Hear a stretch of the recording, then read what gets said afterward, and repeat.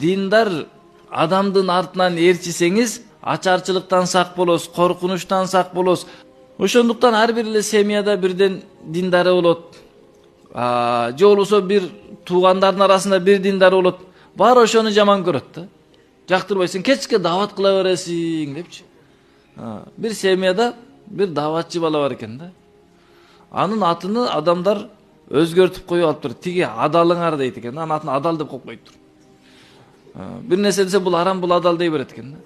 Ар бир семьяда Аллах Таала бирден адамды чыгарып даватчы кылып койгон.